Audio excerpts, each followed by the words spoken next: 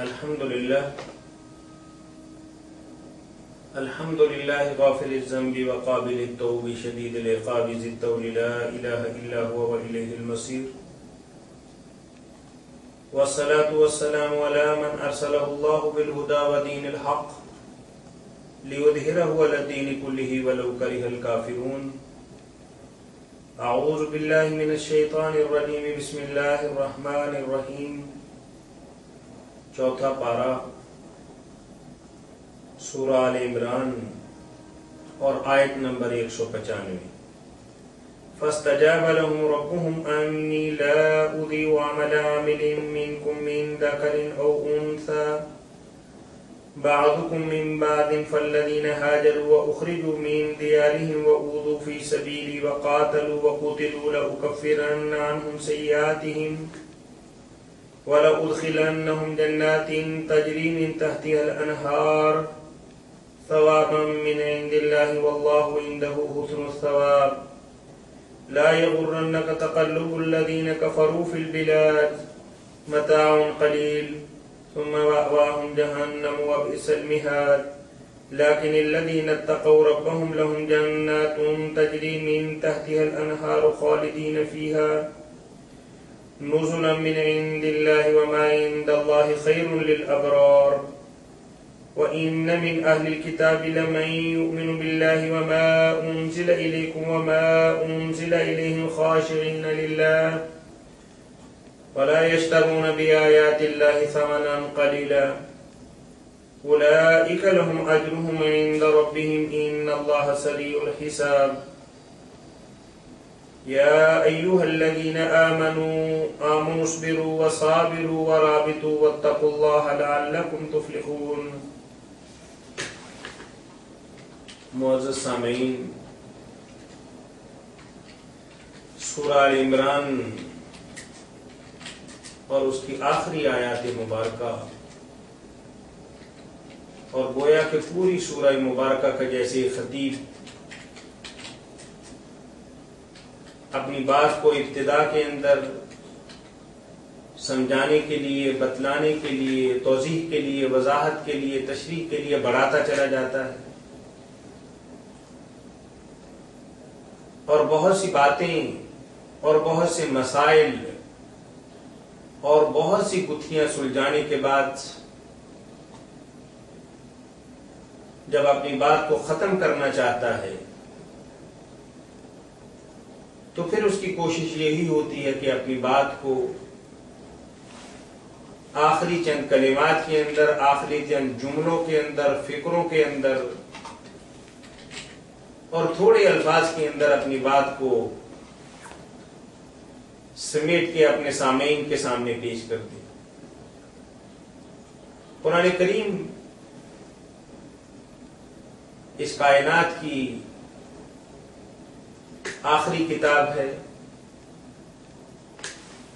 اور یہ تمام آسمانی کتابوں کا خوبصورت ترین نچوڑ ہے، اور اللہ وحدہ لا شریک نے اسے انسانی عقل، فکر، شعور اور سمجھ کے مطابق، ورنہ اللہ بات کرے اور انسان سمجھ جائے ایسا ممکن نہیں تھا، لیکن اللہ وحدہ لا شریک نے اسے نہایت سادہ اور خوبصورت اور انتہائی دل پذیر انداز کے اندر انسانوں کے سامنے پیش کیا کہ اب اللہ ایسی زبان، ایسا لہجہ، ایسے کلمات، ایسی لغت، ایسی بلاغت اور ایسا ایجاز استعمال کرتے جو انسانوں کی عقل اور فکر اور ذہن سے ماورا ہوتا تو اس کتاب کا قطعاً کوئی فائدہ نہ ہو۔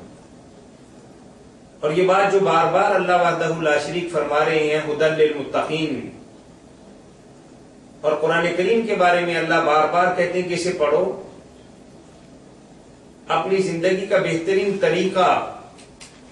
اس کتاب کے ذریعے تم تلاش کر سکتے ہو اور طے کر سکتے ہو۔ اگر اس کی گتھیاں اتنی ہی مشکل اور سمجھ سے بالا تر ہوتی تو کبھی یہ کائنات کے لیے دستور حیات نہ بن۔ بعض لوگ یہ بات کہتے ہیں کہ قرآن ہماری سمجھ میں نہیں آئے گا، اور کچھ لوگوں کا یہ بھی کہنا ہے کہ قرآن سمجھنے کے لیے نہ جانے کس کس طرح کے علوم، جب تک اس کا حصول نہ ہو قرآن کو ہاتھ نہیں لگانا چاہیے. یہ بھی ایک شیطانی خیال ہے. آپ دیکھیے کہ اللہ کے نبی صلی اللہ علیہ وسلم جس معاشرہ کے اندر مبعوث ہوئے،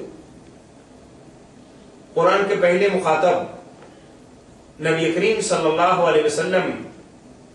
اور مکہ کے وہ امی جو آپ صلی اللہ علیہ وسلم کے ساتھی تھے،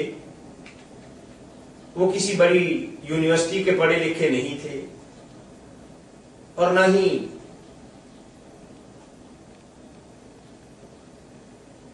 فصاحت و بلاغت کے اعتبار سے کوئی نامی گرامی ہستیاں تھیں. وہ تو بالکل سیدھے اور سادہ انسان. اگر وہ سیدھے اور سادہ انسان اللہ کی بات کو اس کی حقیقت کے ساتھ، اس کے مقصد کے ساتھ اور اس کے لب اور نچوڑ کے ساتھ سمجھتے تھے، تو آج کا دور بھی اس بات پر آمادہ کرتا ہے کہ انسان اس کو سمجھ سکتا ہے. ہاں، قرآنی علوم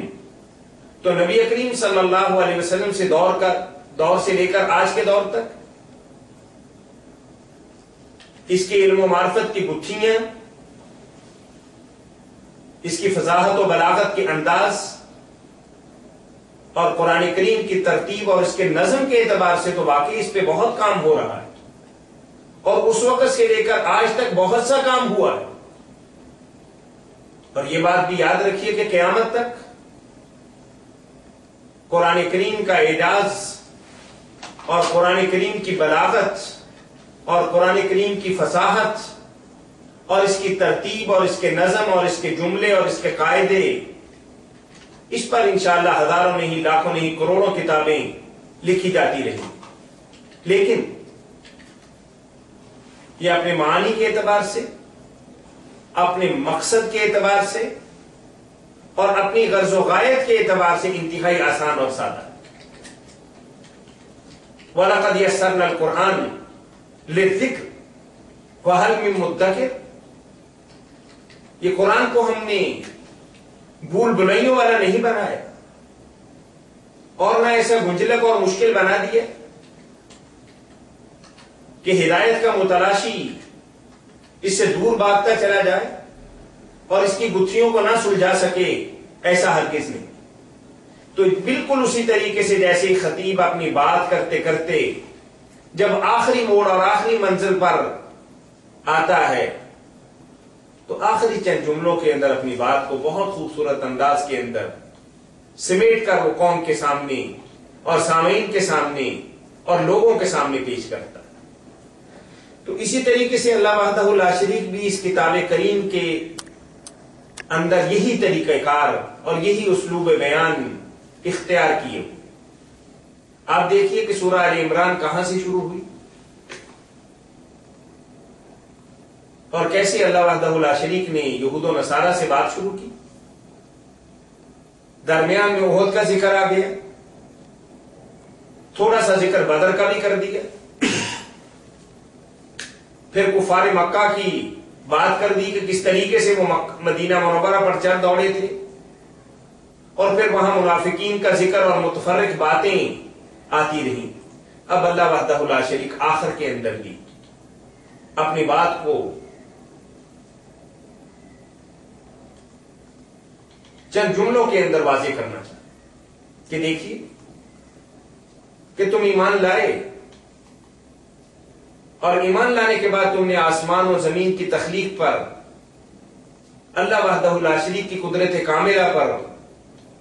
اور اس کائنات کے اندر بکھرے ہوئے ہر چیز کے اندر اس کی نشانی اور اس کے کمالات اور اس کے اعجازات اور اس کی باریکیوں کو تم نے دیکھا اور سمجھا، اور پھر تم آخر کے اندر ہاتھ اٹھا کے ہمارے سامنے دعائیں کرنے لگ گئے کہ اللہ ہم آپ پر ایمان لائے، آپ کی ذات کو اور آپ کی صفات کو اور اپنے کمالات کو ہم نے تسلیم کیا. اے اللہ ہم آپ سے جہنم سے آزادی کا اور جنت کے اندر داخل کا مطالبہ کرتے ہیں۔ اللہ ہم خطا کار ہیں، ہم گناہگار ہیں، ہم رسیا ہیں، کتنا ہی آپ کے احکامات پر عمل کرنا چاہیں کما حق وہ نہیں کر سکتے۔ یہ تو آپ ہی کی عنایت ہے کہ آپ نے ہمیں صراط مستقیم پر لگایا ہوا ہے، چلایا ہوا ہے، اور ہم آپ ہی سے یہ استدعا کرتے ہیں کہ اب چلاتے چلاتے ہمیں منزل مقصود تک پہنچا۔ ہماری غلطیوں سے، ہماری کوتاہیوں سے، ہماری کمزوریوں سے اے اللہ وحدہ لا شریک درگزر فرما۔ اے اللہ آپ کے بھجوائے ہوئے پیغمبر علیہ الصلوۃ والسلام اور آپ کی طرف سے نازل کردہ احکامات، ہم اس کو ماننے والے ہیں، دل و جان سے تسلیم کرنے والے ہیں۔ اے مالک الملک، تو ہی ہماری دعاؤں کو اور التجاؤں کو اور آرزوؤں کو اور تمناؤں کو اور خواہشات کو اور ارادوں کو پورا کرنے والا، ہماری دعا کو شرف قبولیت عطا فرما۔ اب ان آیات مبارکہ کے اندر اللہ وحدہ لا شریک کہتے ہیں کہ بھئی تم مجھے پکارو اور صدق کے دل کے ساتھ پکارو، میں کوئی دور ہوں۔ وَإِذَا سَأَلَكَ عِبَادِي أَنِّي فَإِنِّي قَرِيبٌ أُجِيبُ دَعْوَةَ الدَّاعِ إِذَا دَعَانِ فَلْيَسْتَجِيبُوا لِي وَلْيُؤْمِنُوا بِي۔ میں دور نہیں ہوں، اور تمہیں کوئی ذریعہ اور وسیلہ اور کوئی اور در نہیں تلاش کرنا چاہیے کہ اس کی زیادہ سنتا ہے۔ میں ہر وقت، ہر لمحہ اور ہر زمان و مقام کے اندر، اور دنیا کی کوئی بھی بولی جو تم بولتے ہو میری بنائی ہوئی اور تم میری مخلوق ہو، میں سمجھوں گا بس ایک بات ہے، تم حضور قلب کے ساتھ، پوری دل جمی کے ساتھ اور دل کی صفائی اور سچائی کے ساتھ مجھ سے مانگو، اور پھر تم مانگو۔ میرے خزانوں کے اندر کیا کمی واقع ہوگی اگر تمہاری بات کو میں مان لوں اور قبول کر لوں؟ اور میں بخیل نہیں ہوں اور میں دست و پا بھی نہیں ہوں۔ رزاق ذو القوت المتین، میرے علاوہ کوئی دینے والا نہیں، میرے علاوہ کوئی بخشش کرنے والا نہیں۔ لوگوں سے بار بار مانگو تو ناراض ہوتی ہیں، اور مجھ سے نہ مانگو تو پھر میں ناراض ہوں۔ لیکن مانگنے کا ایک طریقہ اور آداب تو تمہیں آتی ہے نا۔ اگر ان طریقوں کے مطابق اور وہ خوبصورت انداز اور اسلوب جو میرے پیغمبر علیہ الصلوۃ والسلام نے تمہیں بتایا ہے کہ اپنا کھانا پینا حلال کر لو، اللہ کا تقوی اپنے دل کے اندر بٹھا لو، اور خاک پر بھی بیٹھے ہوگے تو ہم تمہاری بات سنیں گے، تمہاری زبان سے ایک ایک نکلا ہوا لفظ اس کو ہم عملی جامہ پہنائیں گے، اور ایسا نہیں ہو سکتا کہ ہم تمہاری دعا کو رد کر دیں۔ اور ہاں، ہماری قبولیت کے انداز مختلف ہے، ہم تمہارے غلام اور محکوم نہیں ہیں، اور نہ تم ہم سے زیادہ سمجھدار ہو کہ جو چاہو ہم وہ کر دیں، کریں گے، تمہاری مانگ کو پورا کریں گے، اور پورا کرنے کے ہمارے انداز مختلف ہیں۔ بعض اوقات تو ہم وہی دے دیتے ہیں جو تم مانگتے ہو، اور بعض اوقات تمہاری طرف آنے والی کوئی تکلیف، بیماری اور پریشانی، اس دعا کے تو خیر اللہ تعالیٰ فرماتے ہیں کہ میں اس کو دور کر دیتا ہوں۔ اور پھر یہ بھی ہے کہ تم مانگو اور ہم سمجھتے ہیں کہ اس چیز کا دینا تمہارے لیے بہتر نہیں، نقصان ہوگا، فائدہ نہیں ہوگا، ہم اس دعا کو مؤخر کر لیتے ہیں۔ ہماری بارگاہ کے اندر قبول ہو گئی، توشہ آخرت بن گیا، ایک پہاڑ کی شکل کے اندر جب تم قیامت کے دن ہمارے سامنے پیش ہو گئی، تمہاری نیکیوں اور بدیوں کے بعد ہم یہ کہیں گے وہ تمہاری دعائیں جو ہمالیہ سے بھی اونچے پہاڑ کی شکل کے اندر ہیں، یہ تمہاری وہ دعائیں ہیں جو بظاہر دنیا کے اندر قبول نہیں ہوئی تھی، یہ بھی تمہاری نیکیوں اور نامہ اعمال کے اندر گنی جائیں گی۔ اور اللہ کے نبی صلی اللہ علیہ وسلم فرماتے ہیں کہ اس وقت انسان یہ تمنا اور خواہش کرے گا کہ کاش کہ وہ دعائیں جو دنیا کے اندر قبول ہو گئی وہ بھی قبول نہ ہوتی اور یہ میرے لیے توشہ آخرت بنتی۔ تو اللہ ان آیات مبارکہ کے اندر یہی بات تو بتا رہے کہ ہم تمہاری دعاؤں کو اور التجاؤں کو